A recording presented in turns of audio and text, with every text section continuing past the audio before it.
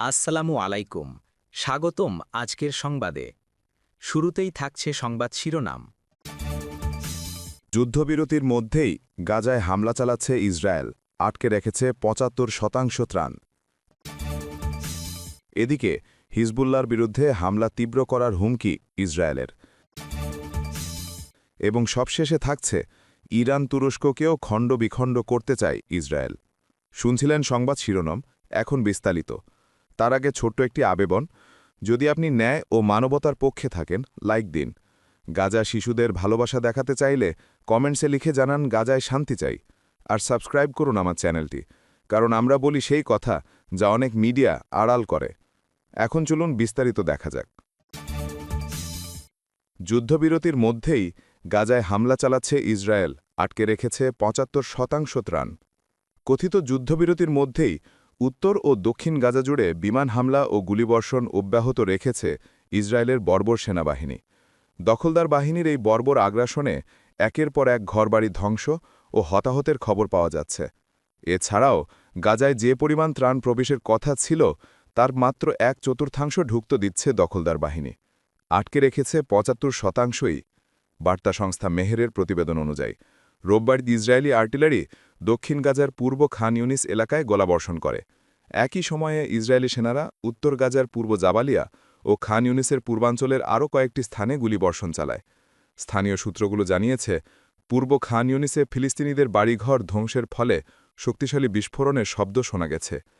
Israel স্থল, আকাশ ও নৌবাহিনীর হামলা যুদ্ধবিরতির ঘোষণা করার পরও প্রায় প্রতিদিনই হামলা চালাচ্ছে গাজায়। ফলে এই যুদ্ধবিরতি আদৌ যুদ্ধবিরতি কিনা তা নিয়ে সংশয় দেখা দিয়েছে। এর আগে এক প্রতিবেদনে নিশ্চিত করা হয়েছে, যুদ্ধবিরতি চুক্তি কার্যকর হওয়ার পর থেকে এখন পর্যন্ত ৮ শতাধিক ফিলিস্তিনি নিহত বা আহত হয়েছেন। অন্যদিকে ফিলিস্তিনের গাজায় প্রতিশ্রুত ত্রাণের মাত্র ১/৪ ঢুকতে দিচ্ছে ইসরায়েল, অর্থাৎ মোট ত্রাণের ৭৫%ই আটকে রেখেছে দেশটি।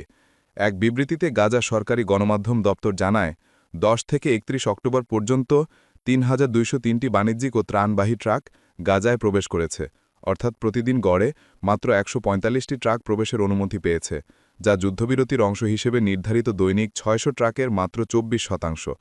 বিবৃতিতে বলা হয়, ইসরায়েলি দখলদার বাহিনী ইচ্ছাকৃতভাবে ত্রাণ ও বাণিজ্যিক পণ্যবাহী ট্রাকগুলোকে বাধা দিচ্ছে। এর ফলে ২৪ লাখেরও বেশি মানুষের মানবিক সংকট ভয়াবহভাবে বেড়েছে, আর এর দায় সম্পূর্ণ ইসরায়েলের। এদিকে হিজবুল্লাহর বিরুদ্ধে হামলা তীব্র করার হুমকি ইসরায়েলের। ইসরায়েল দক্ষিণ লেবাননে হিজবুল্লাহর বিরুদ্ধে সামরিক অভিযান আরও জোরদার করার হুঁশিয়ারি দিয়েছে। এর একদিন আগে লেবাননের স্বাস্থ্য মন্ত্রণালয় জানিয়েছিল, ইসরায়েলি বিমান হামলায় ৪ জন নিহত হয়েছেন।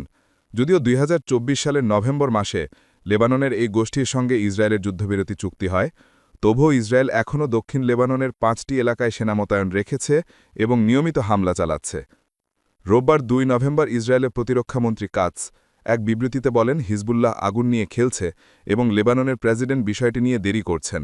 লেবানন সরকারকে হিজবুল্লাহকে নিরস্ত্র করতে হবে এবং দক্ষিণ লেবানন থেকে তাদের সরাতে হবে। সর্বোচ্চ প্রয়োগ চলবে এবং তা আরও তীব্র হবে। উত্তরাঞ্চলের বাসিন্দাদের উপর কোনো ঠিকানা সহ্য করা হবে না। ইসরায়েলের এক অধিকারী জানিয়েছেন, সাম্প্রতিক মূল্যায়নে দেখা গেছে হিজবুল্লাহ আবারও তাদের ক্ষমতা পুনরুদ্ধার করছে এবং সিরিয়া থেকে শত শত স্বল্পপাল্লার ক্ষেপণাস্ত্র চোরাপথে লেবাননে নিয়ে এসেছে। তিনি আরও জানান, ইসরায়েল লেবাননকে বার্তা দিয়েছে, যদি হিজবুল্লাহ নিরস্ত্র না হয় তাহলে বৈরতের দক্ষিণ উপশহর আবারও বোমা হামলার মুখে পড়তে পারে। ২০২৩ সালের অক্টোবর মাসে গাজায় যুদ্ধ শুরুর পর হিজবুল্লাহর রকেট হামলার কারণে ইসরায়েল লেবাননের সীমান্তের উত্তরাঞ্চলের হাজার হাজার বাসিন্দা মাসের পর মাস ঘরবাড়ি ছেড়ে আশ্রয় নিতে বাধ্য হন।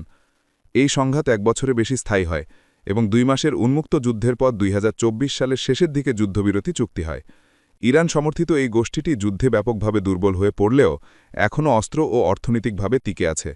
গত বছরের সেপ্টেম্বর মাসে ইসরায়েল হিজবুল্লাহ প্রধান হাসান নাসরাল্লাহ সহ সংগঠনের অনেক শীর্ষ নেতাকে হত্যা করে। যুদ্ধবিরতির পর থেকে যুক্তরাষ্ট্র লেবানন সরকারকে হিজবুল্লাহ নিরস্ত্র করার জন্য চাপ দিয়ে যাচ্ছে, যদিও হিজবুল্লাহ ও তাদের মিত্ররা এ পরিকল্পনার বিরোধিতা করছে। সর্বশেষ হামলা। যুদ্ধবিরতি সত্ত্বেও ইসরায়েল লেবাননে বিমান হামলা বন্ধ করেনি। ইসরায়েলি বাহিনী দাবি করে, এসব হামলার লক্ষ্য হিজবুল্লাহর অবস্থান। সাম্প্রতিক দিনগুলোতে এসব হামলা আরও বেড়েছে। গত বৃহস্পতিবার ইসরায়েলি স্থলবাহিনী দক্ষিণ লেবাননে এক প্রাণঘাতী অভিযানে যায়, যার পর লেবাননের প্রেসিডেন্ট জোসেফ আউন সেনাবাহিনীকে এসব অনুপ্রবেশের বিরুদ্ধে প্রতিরোধের নির্দেশ দেন।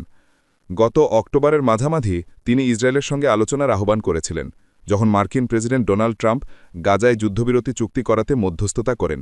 তবে আউনের অভিযোগ, তার আলোচনার প্রস্তাবের জবাবে ইসরায়েল বরং হামলা আরও বাড়িয়েছে। লেবাননের স্বাস্থ্য মন্ত্রণালয়ের তথ্য অনুযায়ী শনিবার ১ নভেম্বর দক্ষিণ লেবাননের নাব্বাতিয়া জেলায় ইসরায়েলি বিমান হামলায় ৪ জন নিহত হয়েছেন। লেবাননের সরকারি বার্তা সংস্থা ন্যাশনাল নিউজ এজেন্সি জানিয়েছে, ইসরায়েলি সেনারা একটি গাড়িতে গাইডেড মিসাইল নিক্ষেপ করে। ইসরায়েলি সামরিক বাহিনী হামলার সত্যতা স্বীকার করে বলেছে, নিহতদের মধ্যে হিজবুল্লাহর রাদওয়ান বাহিনীর একজন ছিলেন।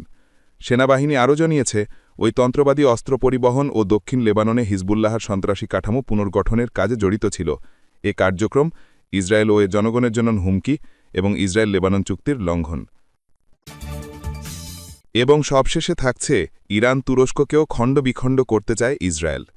লেভেন্ট গুলটেকিন নামে একজন তুর্কি রাজনৈতিক বিশেষজ্ঞ বলেছেন, দখলদার ইসরায়েল এ অঞ্চলের শক্তিশালী কোনো মুসলিম রাষ্ট্র চায় না। ইরাক এবং সিরিয়ার মতো ইরান ও তুরস্ককেও ভেঙে ফেলার চেষ্টা করছে তারা। ইরানি বার্তা সংস্থা ইরনা জানিয়েছে, লেভেন্ট গুলটেকিন তার ইউটিউব পেজে শেয়ার করা একটি ভিডিওতে এসব কথা বলেছেন। বলা হয়েছে, এই সব কথা বলার পাশাপাশি তুর্কি রাজনৈতিক বিশেষজ্ঞ আরও বলেন, ইরান ইস্যু পশ্চিম এশিয়ার অঞ্চলের সবচেয়ে গুরুত্বপূর্ণ বিষয়গুলোর মধ্যে একটি, যার মধ্যে তুরস্কও আছে। ভিডিওতে গুলটেকিন বলেন, ইসরায়েল ও তার মিত্ররা তাদের নতুন পরিকল্পনায় প্রথমে ইরাক এবং পরে সিরিয়াকে ভেঙে দিয়েছে। এমনকি তারা বছরের পর বছর ধরে দাবি করে আসছে যে ইরান ও তুরস্কের ব্যাপারে তাদের পরিকল্পনা আছে। ইরান ও তুরস্ক এখন এই বাস্তবতার মুখোমুখি উল্লেখ করে তুর্কি রাজনৈতিক বিশেষজ্ঞ আরও বলেন, মনে হচ্ছে এই কারণেই সম্প্রতি সবাই গাজা ফিলিস্তিন চুক্তিতে সম্মত হয়েছে। কিন্তু তারপরও ইসরায়েল তাদের মূল পরিকল্পনা, অর্থাৎ এই অঞ্চলের শক্তিশালী মুসলিম রাষ্ট্রগুলোকে খণ্ডবিখণ্ড করার অপচেষ্টা থেকে সরে আসেনি। লেভেন্ট গুলটেকিন স্পষ্ট করে বলেছেন, ইসরায়েল মনে করে গাজা সমস্যা যেভাবেই হোক সমাধান হয়ে যাবে, কিন্তু ইরাক ও সিরিয়ার পরে এখন এই অঞ্চলের অন্যান্য দেশগুলো তাদের টার্গেটে রয়েছে। এই তুর্কি বিশেষজ্ঞ দাবি করেছেন, ইরানের প্রতি আমেরিকা ও ইসরায়েলের শত্রুতা আবারও বেড়েছে।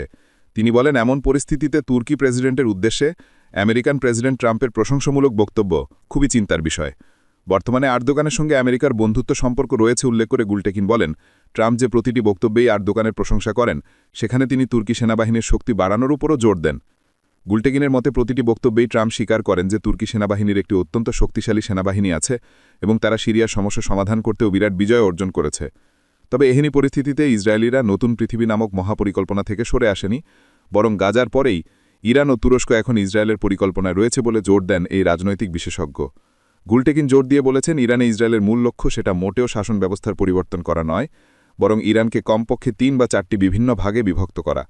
যদিও গুলটেকিনের আগের একবার বলেছিলেন যে ইরানি জাতি এই অঞ্চলে দেশাত্মপ্রেমের একটি অ্যানপ মডেল এবং এই অঞ্চলের জনগণকে ইরানিদের কাছ থেকে তাদের মাতৃভূমির প্রতি ভালোবাসার শিক্ষা নেওয়া উচিত।